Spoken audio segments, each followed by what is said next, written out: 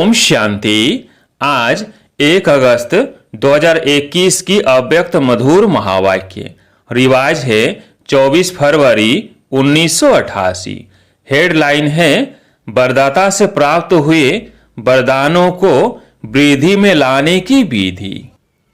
आज बाप दादा अपने रूहानी चात्रक बच्चों को देख रहे हैं। हर एक बच्चा बाप से सुनने के, मिलने के और साथ साथ बाप समान बनने के चात्रक हैं। सुनने से जन्म जन्मांतर की प्यास मिट जाती है। ज्ञान अमृत प्यासी आत्माओं को तृप्त आत्मा बना देता है। सुनते सुनते आत्माएं भी बाप समान ज्ञान स्वरूप बन जाती है। वह यह कहें, ज्ञान मुरली सुनते सुनते स्वयं भी मुरलीधर बच्चे बन जाते हैं। रूहानी मिलन मनाते बाप के स्नेह में समा जाते हैं। मिलन मनाते लवलीन मगन स्थिति वाले बन जाते हैं। मिलन मनाते एक बाप दूसरा न कोई, इस अनुभूति में समाये हुए रहते हैं। मिलन मनाते निर्विघ्न सदा बाप के संग के रंग में लाल बन जाते हैं। जब ऐसे समाये हुए वह स्नेह में लवलीन बन जाते हैं तो क्या आशा रहती है? बाप समान बनने की। बाप के हर कदम पर कदम रखने वाले अर्थात बाप समान बनने वाले। जैसे बाप का सदा सर्वशक्तिमान स्वरूप है, ऐसे बच्चे भी सदा मास्टर सर्वशक्तिमान स्वरूप बन जाते हैं। जो बाप का स्वरूप है सदा शक्तिशाली, सदा लाइट, ऐसे समान बन जाते हैं। समान बनने की विशेष बातें जानते हो ना? किन किन बातों में बाप समान बनना है? बन रहे हो और बने भी हो। जैसा बाप का नाम, बच्चों का भी वही नाम है। विश्व कल्याणकारी यही नाम है ना आप सबका। जो बाप का रूप वही बच्चों का रूप। जो बाप के गुण वह बच्चों के। बाप के हर गुण को धारण करने वाले ही बाप समान बनते हैं। जो बाप का कार्य वह बच्चों का कार्य। सब बातों में बाप समान बनना है। लक्ष्य तो सभी का वही है ना। सम्मुख रहने वाले नहीं लेकिन समान बनने वाले हैं। इसको ही कहा जाता है फॉलो फादर करने वाले। तो अपने को चेक करो, सब बातों में कहां तक बाप समान बने हैं। समान बनने का वरदान आदि से बाप ने बच्चों को दिया है। आदि का वरदान है सर्व शक्तियों से संपन्न भव। लौकिक जीवन में बाप वो गुरु वरदान देते हैं, धनवान भव, पुत्रवान भव, बड़ी आयु भव, ये सुखी भव का वरदान देते हैं। बाप दादा ने क्या वरदान दिया? सदा ज्ञान धन शक्तियों के धन से संपन्न भव। यही ब्राह्मण जीवन का खजाना है। जब से ब्राह्मण जन्म लिया तब से संगम युग की स्थापना के कार्य में अंत तक जीना अर्थात बड़ी आयु भव। बीच में अगर ब्राह्मण जीवन से निकल पुराने संस्कारों या पुराने संसार में चले जाते हैं तो इसको कहा जाता है जन्म लिया लेकिन छोटी आयु वाले, क्योंकि ब्राह्मण जीवन से मर गए। कोई कोई ऐसे भी होते हैं जो कोमा में चले जाते हैं, होते हुए भी ना के बराबर होते हैं और कभी कभी जाग भी जाते हैं। लेकिन वो जिंदा होना भी मरने के समान ही होता है। तो बड़ी आयु भव अर्थात सदा आदि से अंत तक ब्राह्मण जीवन व श्रेष्ठ दिव्य जीवन की सर्व प्राप्तियों में जीना। बड़ी आयु के साथ साथ निरोगी भव का भी वरदान आवश्यक है। अगर आयु बड़ी है लेकिन माया की व्याधि बार बार कमजोर बना देती है तो जीना भी जीना नहीं है। तो बड़ी आयु भव के साथ सदा तंदुरुस्त रहना अर्थात निर्विघ्न रहना है। बार बार उलझन में वह दिल शिकस्त की स्थिति के बिस्तर हवाले नहीं होना है। जो कोई बीमार होता है तो बिस्तर हवाले होते हैं ना। छोटी छोटी उलझन तो चलते फिरते भी खत्म कर देते हो, लेकिन जब कोई बड़ी समस्या आ जाती, उलझन में आ जाते, दिल शिकस्त बन जाते हो तो मन की हालत क्या होती है? जैसे शरीर बिस्तर के हवाले होता है तो कोई दिल नहीं होती उठने की, चलने की, व खाने पीने की। ऐसे यहाँ भी योग में बैठेंगे तो भी दिल नहीं लगेंगी। ज्ञान भी सुनेंगे तो दिल से नहीं सुनेंगे, सेवा भी दिल से नहीं करेंगे, दिखावे से व डर से, लोकलाज से करेंगे। इसको सदा तंदुरुस्त जीवन नहीं कहेंगे। तो बड़ी आयु भव अर्थात निरोगी भव, इसको कहा जाता है पुत्रवान भव व संतान भव। आपके संतान है, 2-4 बच्चे नहीं पैदा किए हैं, संतान भव का वरदान है ना। 2-4 बच्चों का वरदान नहीं मिलता, लेकिन जब बाप समान मास्टर रचयिता की स्टेज पर स्थित हो तब तो ये सब अपनी रचना लगती है। बेहद के मास्टर रचयिता बनना, यह बेहद का पुत्रवान भव संतान भव हो जाता। हद के नहीं कि जो 2-4 जिज्ञासु हमने बनाया यह मेरे है, नहीं, मास्टर रचता की स्टेज बेहद की स्टेज है। किसी भी आत्मा को वह प्रकृति के तत्व को भी अपनी रचना समझ विश्व कल्याणकारी स्थिति से हर एक के प्रति कल्याण की शुभ भावना, शुभ कामना रहती है। रचना की रचना प्रति यही भावनाएं रहती है। जब बेहद के मास्टर रचयिता बन जाते हो तो कोई हद की आकर्षण आकर्षित नहीं कर सकेगी। सदा अपने को कहाँ खड़ा हुआ देखेंगे? जैसे वृक्ष का रचता बीज। जब वृक्ष के अंतिम स्टेज आती है तो बीज ऊपर आ जाता है ना। ऐसे बेहद के मास्टर रचयिता सदा अपने को इस कल्प वृक्ष के ऊपर खड़ा हुआ अनुभव करेंगे।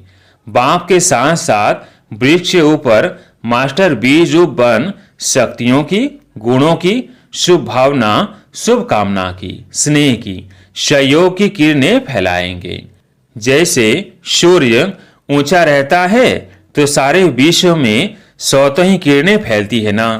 ऐसे मास्टर रचयिता व मास्टर बीज रूप बन सारे वृक्ष को किरणें व पानी दे सकते हो। तो कितनी संतान हुई? सारी विश्व आपकी रचना हो गई ना। तो मास्टर रचता भव, इसको कहते हैं पुत्रवान भव। तो कितने वरदान हैं? इसको ही कहा जाता है बाप समान बनना। जन्मते ही यह सब वरदान हर एक ब्राह्मण आत्मा को बाप ने दे दिया है। वरदान मिले हैं ना, वह भी मिलने हैं। जब कोई भी वरदान किसी को मिलता है तो वरदान के साथ वरदान को काज में लगाने की विधि भी सुनाई जाती है। अगर वह विधि नहीं अपनाते तो वरदान का लाभ नहीं ले सकते। तो वरदान तो सभी को मिला हुआ है, लेकिन हर एक के वरदान को विधि से वृद्धि को प्राप्त कर सकते हैं। वृद्धि को कैसे प्राप्त कर सकते, उसकी विधि सबसे सहज और सबसे श्रेष्ठ यही है जैसा समय उस प्रमाण वरदान स्मृति में आए और स्मृति में आने से समर्थ बन जाएंगे और सिद्धि स्वरूप बन जाएंगे। जितना समय प्रमाण काज में लगाएंगे उतना वरदान वृद्धि को प्राप्त करता रहेगा, अर्थात सदा वरदान का फल अनुभव करते रहेंगे। इतने श्रेष्ठ शक्तिशाली वरदान मिले हुए हैं। न सिर्फ अपने प्रति काज में लगाए फल प्राप्त कर सकते हो, लेकिन अन्य आत्माओं को भी वरदाता बाप से वरदान प्राप्त कराने के योग्य बना सकते हो। यह संगम युग का वरदान 21 जन्म भिन्न रूप से साथ में रहता है। यह संगम का रूप अलग है और 21 जन्म यही वरदान जीवन के हिसाब से चलता रहता है। लेकिन वरदाता और वरदान प्राप्त होने का समय अभी है। यह चेक करो कि सर्व वरदान काज में लगाते सहज आगे बढ़ रहे हो। यह वरदान की विशेषता है कि वरदानी को कभी मेहनत नहीं करनी पड़ती। जब भक्त आत्माएं भी मेहनत कर थक जाती है तो बाप से वरदान ही मांगती है। आपके पास भी जब लोग आते हैं योग लगाने की मेहनत नहीं करने चाहते तो क्या भाषा बोलते हैं? कहते हैं सिर्फ हमें वरदान दे दो, माथे पर हाथ रख लो। आप ब्राह्मण बच्चों के ऊपर वरदाता बाप का हाथ सदा है। श्रेष्ठ मत ही हाथ है। स्थूल हाथ तो 24 घंटे नहीं रखेंगे ना। यह बाप के श्रेष्ठ मत का वरदान रूपी हाथ सदा बच्चों के ऊपर है। अमृत बेले से लेकर रात को सोने तक हर श्वास के लिए, हर संकल्प के लिए, हर कर्म के लिए श्रेष्ठ मत का हाथ है ही। इसी वरदान को विधि पूर्वक चलाते चलो तो कभी भी मेहनत नहीं करनी पड़ेगी। जैसे देवताओं के लिए गायन है इच्छा मात्रम अविद्या, यह फरिश्ता जीवन की विशेषता। देवताएं जीवन में तो इच्छा की बात है ही नहीं, ब्राह्मण जीवन सो फरिश्ता जीवन बन जाती, अर्थात कर्मातीत स्थिति को प्राप्त हो जाते। किसी भी शुद्ध कर्म व व्यर्थ कर्म व विकर्म व पिछला कर्म किसी भी कर्म के बंधन में बंधकर करना, इसको कर्मातीत अवस्था नहीं कहेंगे। एक है कर्म का संबंध, एक है बंधन। तो जैसे यह गायन है हद की इच्छा से अविद्या, ऐसे फरिश्ता जीवन व ब्राह्मण जीवन अर्थात मुश्किल शब्द की अविद्या, बोझ से अविद्या, मालूम ही नहीं कि वो क्या होता है। तो वरदानी आत्मा अर्थात मुश्किल जीवन से अविद्या का अनुभव करने वाले, इसको कहा जाता है वरदानी आत्मा। तो बा समान बनना अर्थात सदा वरदाता से प्राप्त हुए वरदानों से पलना, सदा निश्चिंत निश्चित विजय अनुभव करना। कई बच्चे पुरुषार्थ तो बहुत अच्छा करते, लेकिन पुरुषार्थ का बोझ अनुभव होना यह यथार्थ पुरुषार्थ नहीं है। अटेंशन रखना यह ब्राह्मण जीवन की विधि है, लेकिन अटेंशन टेंशन में बदल जाता है। नेचुरल अटेंशन नहीं रहता, इसको भी यथार्थ अटेंशन नहीं कहा जाएगा। जैसे जीवन में स्थूल नॉलेज रहती है कि यह चीज अच्छी है, यह बात करनी है, यह नहीं करनी है, तो नॉलेज के आधार पर जो नॉलेजफुल होते हैं उनकी निशानी है, उनको नेचुरल अटेंशन रहता है। यह खाना है, यह नहीं खाना है, यह करना है, यह नहीं करना है। हर कदम में टेंशन नहीं रहता कि यह करूं या नहीं करूं, यह खाऊं या नहीं खाऊं, ऐसे चलूं व नहीं। नेचुरल नॉलेज की शक्ति से अटेंशन है। ऐसे यथार्थ पुरुषार्थी का हर कदम हर कर्म में नेचुरल अटेंशन रहता है, क्योंकि नॉलेज की लाइट माइंड सो तो यथार्थ रूप से यथार्थ रीति से चलाती है।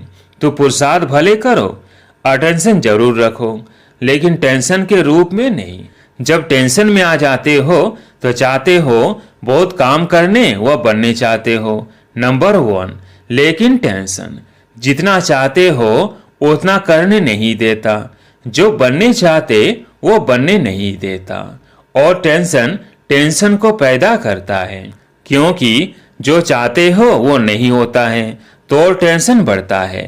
तो पुरुषार्थ सभी करते हो, लेकिन कोई ज्यादा पुरुषार्थ को भारी कर देते और कोई फिर बिल्कुल अलबेले हो जाते।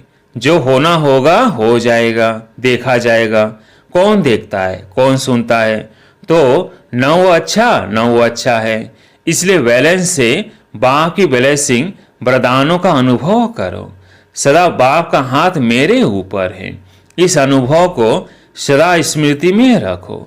जैसे भक्त आत्माएं स्थूल चित्र को सामने रखती है कि माथे पर वरदान का हाथ है, तो आप भी चलते फिरते बुद्धि में यह अनुभव का चित्र सदा स्मृति में रखो।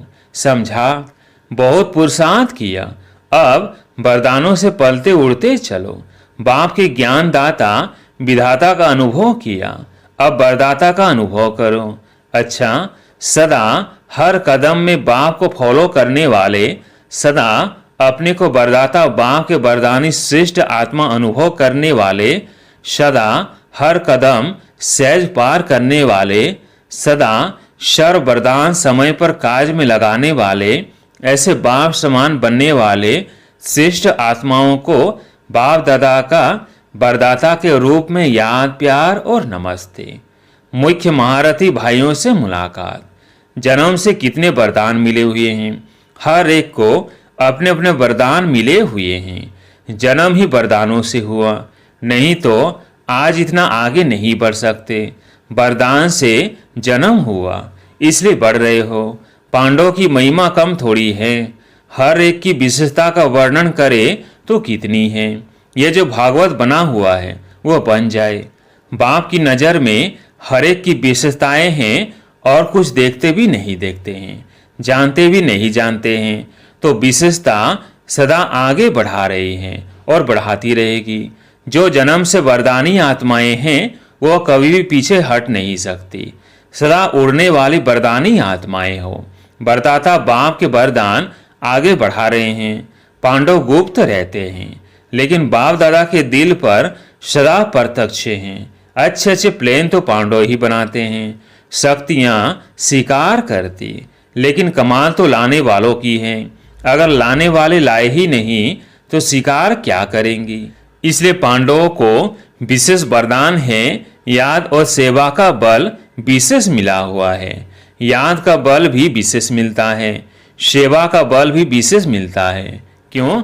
उसका भी कारण है, क्योंकि जो जितना आवश्यकता के समय कार्य में आए हैं उसको विशेष वरदान मिला हुआ है। जैसे आदि में जब स्थापना हुई तो आप पांडव मर्ज थे, इमर्ज नहीं थे। शक्तियाँ एग्जाम्पल बनी और उन्होंने एग्जाम्पल को देख और आगे बढ़े तो आवश्यकता के समय एग्जाम्पल बने। इसलिए जितना जो आवश्यकता के समय सहयोगी बने हैं, चाहे जीवन से चाहे सेवा से, उनको ड्रामा अनुसार विशेष बल मिलता है। अपना पुरुषार्थ तो है ही, लेकिन एक्स्ट्रा बल मिलता है। अच्छा, सेवा करने से जो सर्व आत्माएं खुश होती है उसका भी बहुत बल मिलता है।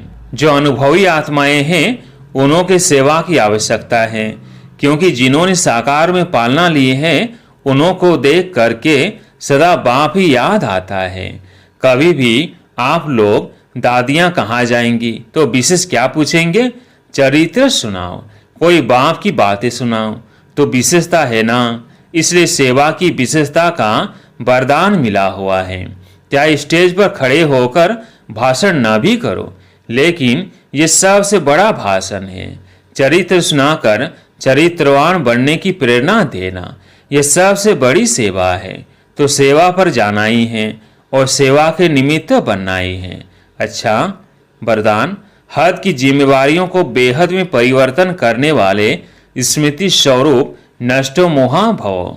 हद की जिम्मेवारियों को बेहद में परिवर्तन करने वाले स्मृति स्वरूप नष्टो मोहा भव। नष्टो मोहा बनने के लिए सिर्फ अपने स्मृति स्वरूप को परिवर्तन करो। मोह तब आता है जब ये स्मृति रहती है कि हम गृहस्थी है, हमारा घर, हमारा संबंध है। अब इस हद की जिम्मेवारी को बेहद की जिम्मेवारी में परिवर्तन कर दो। बेहद की जिम्मेवारी निभाएंगे तो हद की शर्त पूरी हो जाएंगी। लेकिन यदि बेहद की जिम्मेवारी को भूल सिर्फ हद की जिम्मेवारी निभाते हो तो उसे और ही बिगाड़ते हो, क्योंकि वह फर्ज मोह का मर्ज हो जाता है। इसलिए अपनी स्मृति स्वरूप को परिवर्तन कर नष्टो मोहा बनो। स्लोगन: ऐसी तीव्र उड़ान भरो जो बातों रूपी बादल सेकंड में क्रॉस हो जाए।